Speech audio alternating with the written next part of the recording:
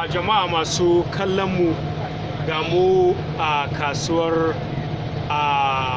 Ahmadu tsohon kasuwa da ke nan cikin garin Gusau, inda za mu tattauna da shi mai girma shugaban ita haɗaɗɗiyar wannan ƙungiya ta 'yan kasuwa ta tsohon kasuwa, wanda za ku ji sunan shi daga bakin shi a cikin wannan shiri namu na kasuwa gidan alheri, wanda muke gabatarwa darajar azumin watan Ramadan mai albarka. Chama assalamu alaikum.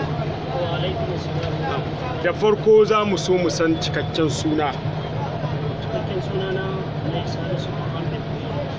Na a chairman, gashi mun ziyarto wannan kasuwa daidai lokacin da azumin watan Ramadan na ibada Allah mai alfarma ya kankama. Shin a wannan shekara ya kuka cinci azumi a sha'anin kasuwanci? Bismillahir Rahmanir Rahim. Bismillahir Shaitanir Rajim. Bismillahir Rahmanir Rahim. Alhamdulillah. Godiya ta tabbata ga Allah ubangijin talibai.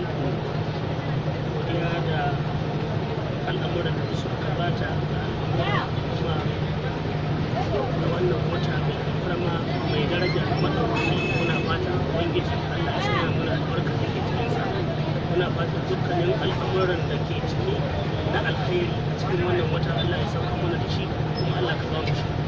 Yan kasuwar mu suke hidima a wannan wata mai alfarma mai girma mai daraja, muna fatan ubangiji Allah ya ɗaukaka su, Allah shi ba su jari da yawa da albarka, kuma Allah ka ba mu ikon taimaka ma al'umma, ya ba mu ikon sauƙaƙa ma al'umma domin su samu sauƙi a cikin wannan wata na Ramadan. Wace faɗi tashi ƙungiya ta yi ganin cewa ana ta kiraye-kiraye ga 'yan kasuwa su sassauta farashi? Za ka ga da zaran azumi ya matso, musamman ga mu kanmu al'umman nan ƙasar Hausa, za ka ga lokaci ne da 'yan kasuwa ake zargin kudatar da farashi. Shin wannan kasuwa ya farashi ne? To alhamdulillahi, a wannan lokaci dama kusan in ce ba wannan shekara ba kadai, kusan dukkanin shekarun da an kai gwargwaro alhamdulillahi a wannan lokaci ne lokacin da aka ce ni ne shugaba na al'umma na wannan kasuwa.